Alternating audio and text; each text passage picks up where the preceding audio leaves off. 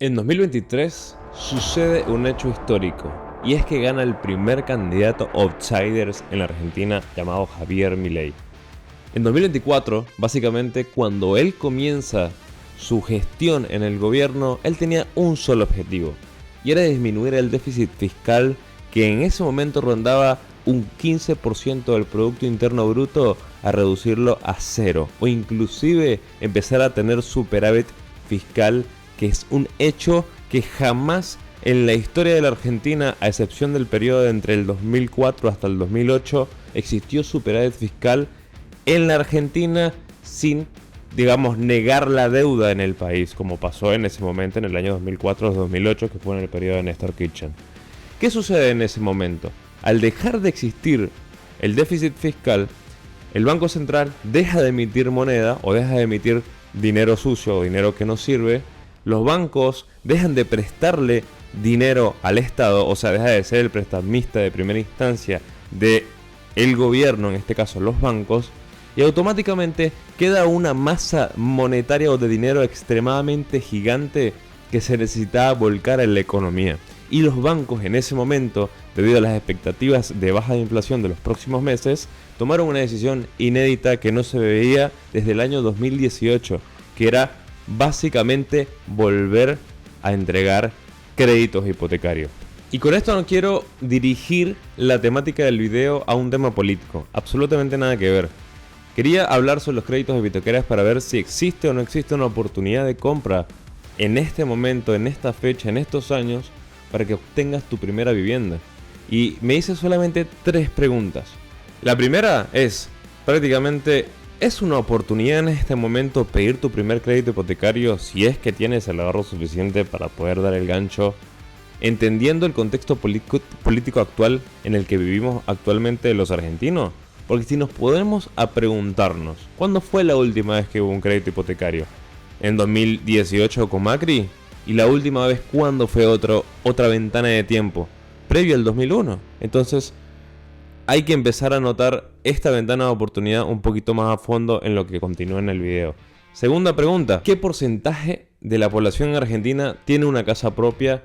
¿Y qué responde a esto a los famosos gurús económicos y financieros que te dicen que no te compres una casa para vivir, sino más bien cómprala para ponerla a alquilar y alquila otra vivienda para que puedas, un inquilino, pagar la hipoteca que te correspondería a vos pagar, en este caso porque vos fuiste el que solicitaste el crédito? Y la tercera pregunta es, en relación a tu sueldo, ¿te puedes comprar una vivienda? Lo que quiero es que analicemos básicamente con todo el panorama económico argentino y con todos los ingresos actuales que existen en Argentina, si puedes o no puedes comprarte una vivienda o tu primera vivienda en este contexto político. Y aparte de eso, obviamente que tomes una decisión, ya sea a corto o mediano plazo, a si es buen momento o no es buen momento para poder comprarte tu primera vivienda. Así que, sin más nada que acotar, pero antes de comenzar, lo que sí quisiera pedirte, por favor, que es que me puedas ayudar suscribiéndote al canal, dándole like al video para que este video pueda llegar a muchísimas más personas, y comenta o deja en los comentarios qué piensas al respecto de los créditos hipotecarios. Si vives en la Argentina, ¿crees que es una muy buena oportunidad o qué piensas tú en este momento? Así que bueno, sin más nada que decir, comencemos. En primer lugar, nosotros tenemos que evaluar en esta primera pregunta si es o no es una buena oportunidad para pedir ese crédito hipotecario. La última vez que hubo prácticamente un crédito UVA, que si no sabes qué es un crédito UVA, es prácticamente un crédito con tasa de interés fija, que en este caso te lo establece el Banco Nación lo tiene en 6,5, el resto de bancos tienen un promedio de 9,5 de tasa de interés anual, que se le suma este UVA, que lo único que es simplemente un indicador que sigue el termómetro de la inflación. O sea, se le suma el porcentaje de lo que sería el crédito hipotecario con tasa de interés fija, y lo único que va a variar de esa tasa de interés es el porcentaje de inflación que vas a tener año tras año. Entonces, lo que tú tienes que tomar en cuenta es que hubo mucha gente que solicitó su crédito hipotecario en el 2016 al 2018 y que el día de hoy piensan, creen o analizan que están terminando o están pagando inclusive más de lo que realmente iban pagando en el momento en el que estaban empezando a pagar la vivienda. Pero esto es porque obviamente se le está sumando esta tasa de interés que se le suma, que es prácticamente la tasa de inflación que año tras año iba aumentando, y obviamente eso lo que hacía era que la cuota iba siendo muchísimo más alta. Es una forma en la que el banco básicamente se protege contra la inflación, pero le da la oportunidad a los nuevos inquilinos que prácticamente puedan tener su primera vivienda. ¿Cuál es el detalle de este asunto? En promedio las cuotas, según datos del Banco Central de la República Argentina, estaban rondando en una cuota promedio de entre 715.000 pesos al mes a 1.000.000 de pesos al mes, dependiendo obviamente de la propiedad que fue adquirida en ese momento. Si nos ponemos a ver, y voy a seguramente estar mostrando en pantalla acá en este momento, la evolución de los precios de medio de la ciudad, aumentan desde el año 2020 hasta lo que sería el año 2026. En promedio, el alquiler en enero del 2026 valía 20.222 pesos contra el febrero del 2026, o sea, hace aproximadamente un mes atrás, se podía dar cuenta que el alquiler promedio ronda entre los 790.000 pesos.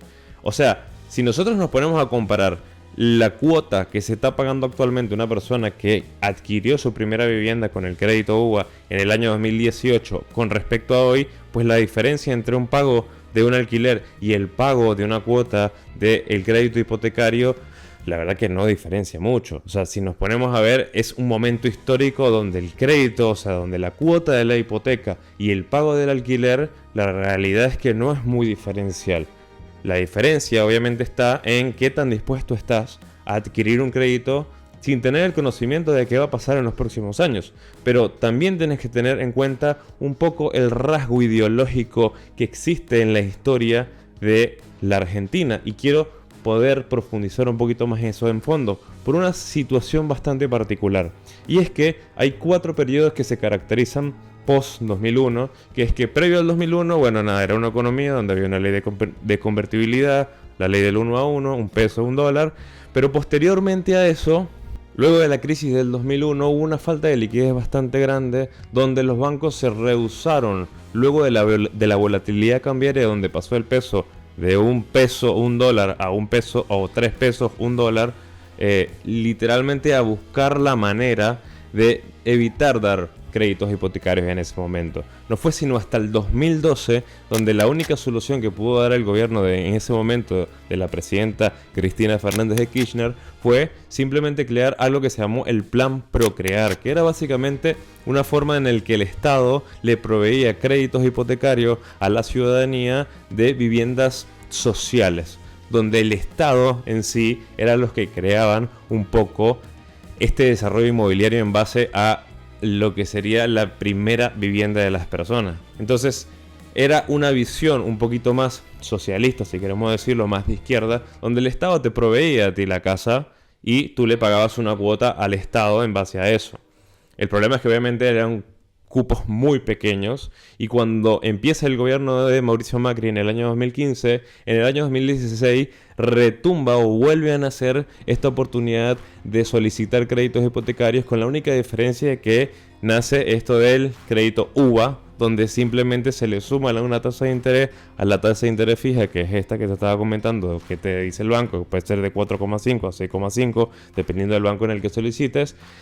Y no fue sino hasta el año 2019 que pierde las elecciones el expresidente Mauricio Macri y asume Alberto Fernández, gobierno peronista, que literalmente desaparecen los créditos hipotecarios. Inclusive te voy a mostrar este gráfico que lo estuve viendo con bastante atención, donde se puede ver una curva donde todo eso que tú puedes ver ahí es la desaparición de facto, literalmente, de los créditos hipotecarios. Sino fue que hasta enero del 2024, mayo, donde empieza a ver el sendero a la baja de la inflación, que pasó básicamente de 25% mensual al 8,8% en abril. En ese momento se empezó a ver esa desaceleración bastante pronunciada de la inflación, y los bancos volvieron a trabajar de banco, como te comenté al principio, para empezar a dar préstamos hipotecarios.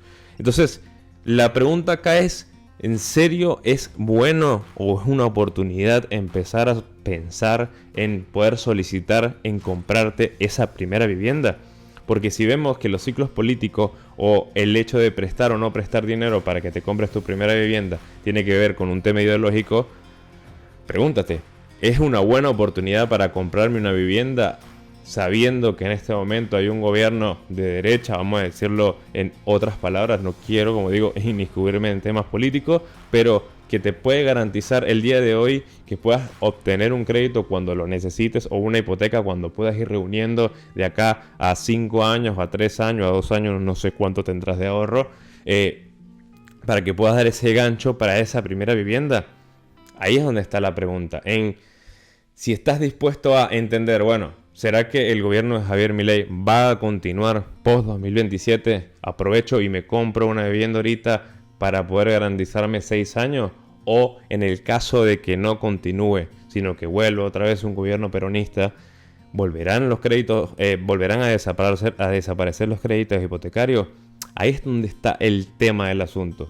No sabemos si va a ser una ventana corta de tiempo en el que se pueda volver a solicitar un crédito hipotecario o no. Pero bueno, eso va a estar en tu lado del pensamiento y responde, y si puedes dejarlo en los comentarios si crees que es una muy buena oportunidad en este momento o si podrías esperar unos 2 o 3 años. Capaz eso va a depender mucho de si crees que va o no va a reelegir el presidente Javier Milei. En este caso te lo dejo a ti, es simplemente una opinión que tengo al respecto. En Argentina hay un mito que se dice que Argentina es un país de propietarios. Y no te voy a decir que nada más alejado de eso, pero tampoco te voy a decir que es todo lo contrario. En el último censo que tuvimos en el año 2022, básicamente podemos decir que un 60% de la población argentina es propietaria de su propia casa. O sea, tiene los papeles, puede decir que vive en una casa que es suya y encima de eso no tiene que pagar alquiler, sino solo los servicios y los impuestos relacionados. Sin embargo, hay otra parte de la sociedad, que es un 40% de la población, en el que no tienen vivienda, sino que viven alquilados. Pero hay un dato muy importante que voy a pasar a mostrarte, que es que si nosotros nos ponemos a visualizar los datos, según el último censo del 2022, un 68,9% de la población vive en una vivienda propia y el resto de la población no, o sea, un 17,4% de la población alquila. Pero esto, si lo vemos un poco más desagregado, está como muy acoplado a lo que nosotros podemos determinar como capital federal y provincia de Buenos Aires, que es donde se aglomera casi más del 50% de la población en Argentina. El resto de las provincias, más de 22 provincias básicamente, son números bastante distintos a los que nosotros podemos ver en capital y en provincia de Buenos Aires, porque en esas provincias los números son muchísimo más grandes de cantidad de propietarios, porque rondan entre el 80 al 90%. O sea, provincias como Jujuy, por ejemplo, el 92% de la población jujeña es dueña de su propia casa. O sea, 8% de la población alquila. Entonces, es como muy disparatado a veces la distribución de todo esto, pero si lo vemos un poquito más en perspectiva, por ejemplo, Ciudad Autónoma de Buenos Aires o Capital Federal tuvo una caída importante entre el año 2010, que se hizo el último censo, al año 2022, donde pasamos del 70% de personas que son propietarios a un 54,5% de personas que son propietarias de su vivienda. El resto de las personas alquilamos, y en esta me incluyo yo también. Entonces, ¿hay una oportunidad realmente de poder comprarte una vivienda acá? ¿O va a pasar algo que es que muchas de las personas que están o estamos viviendo en capital, vemos poca oportunidad de comprar una vivienda dentro de Cava porque son departamentos muy pequeños, a precios muy altos, y que en este mundo donde hay prácticamente trabajo remoto, no es tan llamativo el hecho de gastar 150.000, 200.000, 250.000 dólares en una vivienda cuando puedes fácilmente agarrar ese mismo dinero, irte a provincia de Buenos Aires, irte a alguna de las 22 provincias más, y ahí comprarte un terreno que vale entre 8.000 a 10.000 dólares y empezar a construir. Ojo, el crédito hipotecario hoy es solamente para vivienda usada, no es para vivienda nueva, por lo que tengo entendido.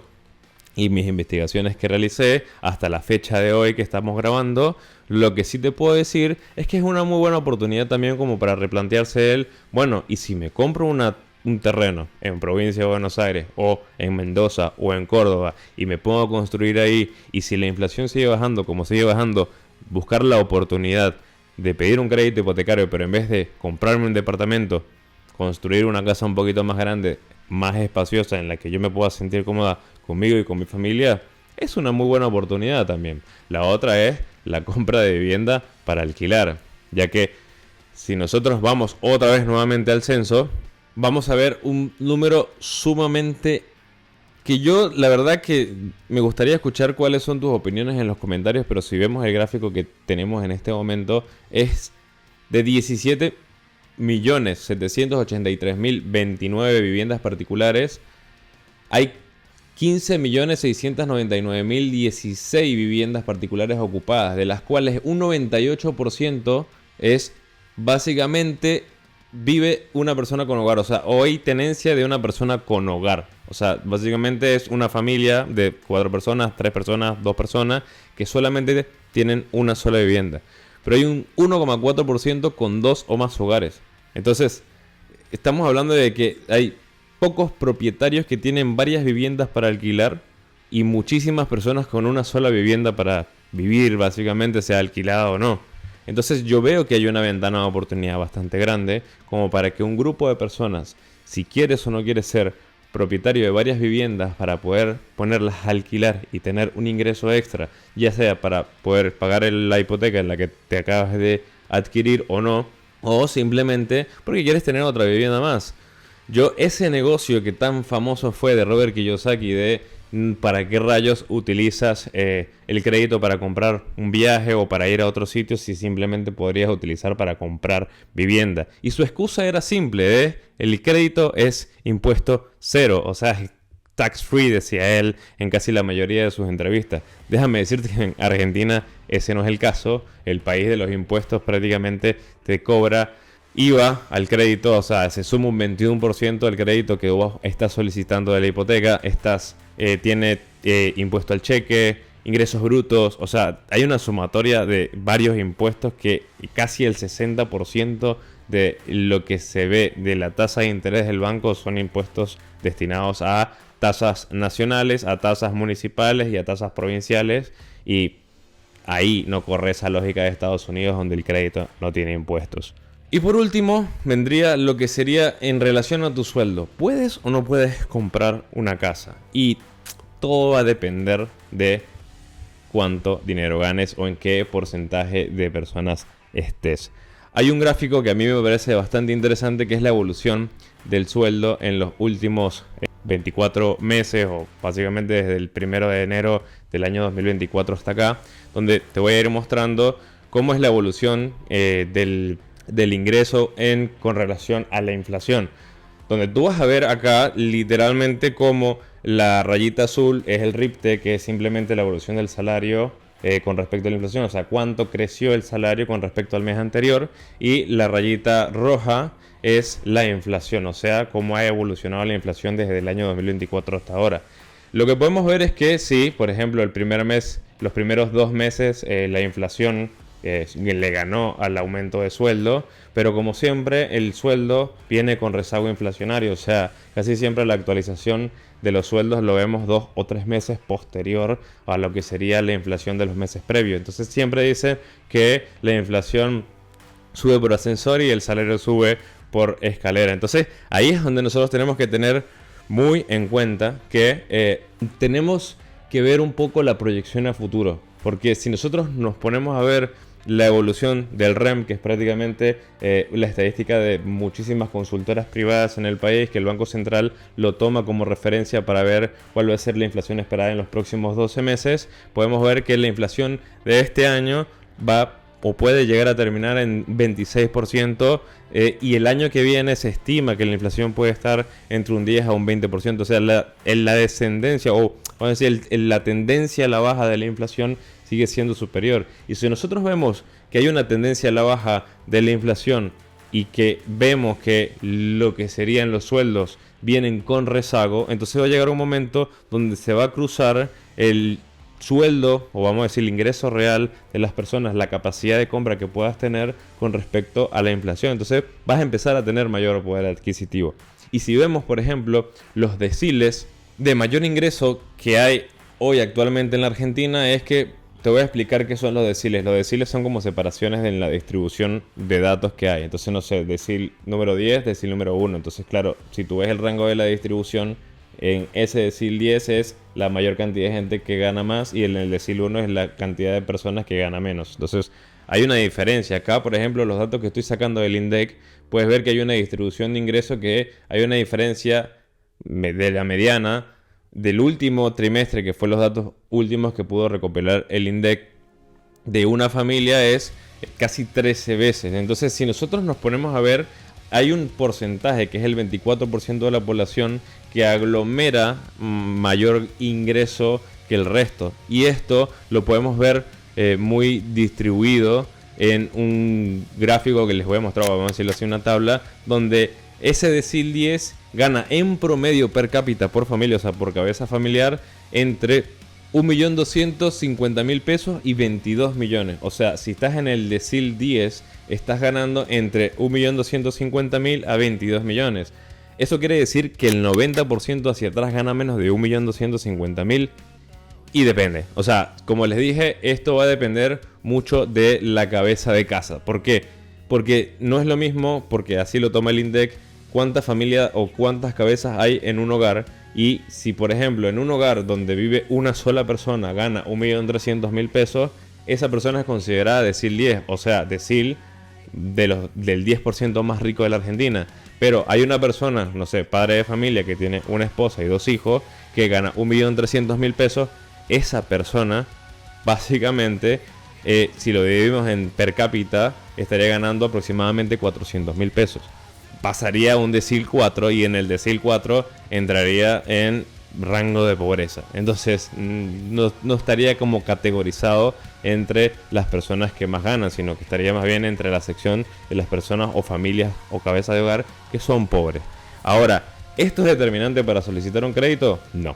El banco va a solicitar simplemente tus ingresos reales. Supongamos que tú, en Argentina se ve mucho, no sé en otros países, porque no he trabajado en otros países, el hecho del pago en blanco y el pago en negro. Al haber demasiados impuestos en la Argentina, la sociedad como tal en general ha buscado 1000 formas y 1000 maneras de evitar pagarle al Estado sumas inimaginables de impuestos. Entonces, el 51%, 52% del último dato que sacó el INDEC prácticamente era de economía en negro. O sea, economía en negro es economía que sale del sistema y para evadir impuestos. Entonces, lo que va a tomar el banco para poder darte o no darte un crédito hipotecario es que tengas un ingreso verificable de 2.500.000. Ojo, eso es sumable. Sumable me refiero a que supongamos que entre tú y tu esposa ganan 1.300.000 cada uno. La suma de los dos es 2.600.000. Eso es suficiente como para que tú vayas a hacer tus papeleos, vayas al banco a solicitar tu crédito hipotecario y este te lo dé. O sea, te lo dé a una tasa de interés correspondiente. Como te dije, tasa fija, puede ser del 4,5 si tenés Banco Nación o 9,5 si es el resto de los bancos. Y ahí vas a empezar a decidir, bueno, si vas a pagar entre 10, 15 o 30 años la tasa, las tasas o las cuotas para pagar este crédito hipotecario. Entonces, lo que yo quiero que busques acá es que entiendas que hay una ventana de oportunidad que puede ser muy buena. Ojo, el día de mañana puede ser que la inflación se vuelva a disparar, los sueldos se mantienen por detrás de la inflación y todo esto que grabé en este video termina siendo irrelevante, por ende no terminas comprándote una casa. Ahora, si la inflación sigue a la baja y esto que te estaba comentando de la tendencia de que el RIP te va a empezar a subir y va a tener ese rezago previo, lo que va a pasar en un futuro muy cercano es que lo más probable es que logres, digamos, tener un mayor poder adquisitivo. Y si te organizas tú con tu pareja o tú con otra persona, no quiero dar tampoco ideas al respecto, puedes adquirir esa primera vivienda y poder comprar tu primera propiedad y que puedas ir pagando mes a mes. Porque hay una disyuntiva, ¿no? Entre, bueno, hay gente que puede ver la propiedad como esa posible jubilación a 20, 30 años y otras que la ven como una oportunidad para poder seguir creciendo su patrimonio. Quiero que entiendas que el alquiler en sí no es malo. Te da la libertad y la movilidad de que puedes ir a vivirte en un barrio y te vayas a vivir a otra provincia sin ninguna atadura física de algo en un sitio o espacio. Pero como si ya eres seguidor del canal, te podrás dar cuenta que yo no soy de acá, yo soy de Venezuela. Y ese arraigo básicamente no existe. Porque como tuvimos que salir casi 8 millones de personas de nuestro país, ese arraigo físico de una vivienda tampoco es algo que te digas, bueno, nada, es seguro de vida. No, porque el día de mañana, no sé, gana un gobierno de extrema izquierda, súper comunista, y empieza a expropiar todo, y por ahí el valor de tu vivienda, que valía $200.000, hoy puede valer $5.000, como hay casos en Venezuela que están sucediendo así. Entonces, tampoco quiero que nos vayamos tan lejos, pero sí que empieces a tomar conciencia de ¿es o no es una muy buena oportunidad con estas tres variables que te acabo de dar? ¿Y por qué quiero que tomemos en cuenta esto y que no tiene nada que ver con los famosos gurús de finanzas que te dicen que no compres, sino que alquiles, y si vas a comprar una propiedad es para alquilársela a otra persona? Bueno, una de esas corrientes viene del famoso Robert Kiyosaki, o del famoso libro que seguramente habrás leído o no, de Padre Rico, Padre Pobre, donde él enseña que uno tiene que tomar crédito o deuda para comprar activos que te generen ingresos pasivos a ti. Y en ese punto está bien, o sea, porque muchos de los hombres más ricos del mundo hacen eso. Y yo la verdad que ha sido uno de mis objetivos principales el poder comprar vivienda para poner a alquilar. Estoy trabajando en eso, pero lo que sí puedo decirte es que hay un límite a todo. Porque una cosa es Argentina y otra cosa es el contexto norteamericano. Una de las cosas que en Argentina hay es, como te dije un poquito más atrás, es que el crédito en Argentina sí tiene impuesto. El crédito en Estados Unidos no tiene impuesto. Entonces, al no tener impuesto para comprar una vivienda, simplemente es mucho más sencillo poder ir comprando propiedades como cualquier otra persona. Pero hay una parte que Robert Kiyosaki no cuenta, y es que Robert Kiyosaki tiene una deuda de $1.600 millones. O sea, es una cantidad de deuda exageradísima para una persona. Para que lo tomes en perspectiva, es casi una cuota que tiene que pagar la Argentina al FMI de la deuda que se adquirió de los $50.000 millones en el 2018, más los 20.000 que se sumaron ahora, pero es una cuota que se le tiene que pagar a un organismo internacional de parte de un estado. Bueno, esa deuda la tiene Robert Kiyosaki. Entonces, para que tomemos en perspectiva hasta qué nivel, tú puedes decir, bueno, ok, tiene $1.600 millones.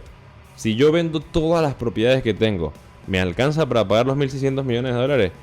Desde mi punto de vista, Robert Kiyosaki lo tiene todo muy bien planeado. Si no, no tuviera un equipo de contadores, un equipo de abogados y un equipo de personas que lo van también ayudando y guiando a poder seguir creciendo como el empresario que es él. Y no lo voy a criticar, o sea, estoy a años luz de ser Robert Kiyosaki, porque es una persona multimillonaria con respecto a mí. Pero sí que tomemos conciencia de que el negocio inmobiliario de endeudarte para obtener una vivienda, tienes que estudiar la profundidad antes de meterte ahí. Entonces, mi invitación es, analiza estos puntos. Ve realmente si es o no es una oportunidad. Yo, por ejemplo, veo que es una gran oportunidad. No es recomendación, ojo, lo voy a dejar acá seguramente diciendo advertencia para que tengas en cuenta que no es una recomendación de inversión. Pero sí te puedo decir que tomando estas tres aristas y viendo cómo viene la evolución del salario, y viendo cómo viene la baja de la inflación, y viendo cómo vienen por ahí ciertas variables o fundamentos macroeconómicos, creo que es una muy buena oportunidad en este momento de poder adquirir tu primera vivienda. Y capaz de aquí a 10 años terminas pagando las cuotas completas de la hipoteca del crédito de tu primera vivienda. Porque hoy podrás estar ganando 1.300.000, 1.500.000 o incluso 2 millones de pesos o 700.000 pesos. Todo va a depender de cómo te organices financieramente para poder ahorrar ese primer gancho. Lo que sí te puedo decir es que si logras llegar al objetivo del gancho, comprarte tu vivienda, y de aquí a 10 años, quién sabe, dejaste de ganar 1.300.000 o 700.000 pesos y pasaste a ganar 5 millones, 6 millones, obviamente ajustado a la inflación, hablemoslo en dólares, pasaste de ganar $500 a $5.000 de aquí a 10 años, prácticamente tu cuota se licúa, entre comillas, porque así no funciona la licuación con la inflación. Pero lo que sí quiero que entiendas es que veo una muy buena oportunidad para que este porcentaje que te estoy mostrando actualmente, de que solamente el 54% de la población argentina es propietaria de su vivienda, pueda ser un poquito más elevada. O en este caso, si es menor, bueno, seas una de esas personas que esté alquilando su segunda, su tercera, su cuarta o su quinta propiedad a un inquilino que pueda utilizar su vivienda para construir su vida y su familia. Así que, sin más nada que decir, déjame en los comentarios qué opinas al respecto. ¿Puedes o no puedes comprarte tu primera vivienda? ¿Te alcanza para por lo menos ahorrar para de aquí a 5 años tener el gancho para tu primera hipoteca? ¿Crees que es una oportunidad o vas a esperar realmente a que bajen las tasas de interés o a que se estabilice la economía un poco más para que puedas adquirir esa primera vivienda? Y si el video te gustó, por favor me ayudaría un montón si le das like, si te suscribes al canal, y cualquier recomendación con respecto a esto, o si ves que hay algún dato en el que tú crees que estoy fallando, puedes dejarlo en los comentarios sin ningún problema. Y nos vemos en la próxima. Chau, chau.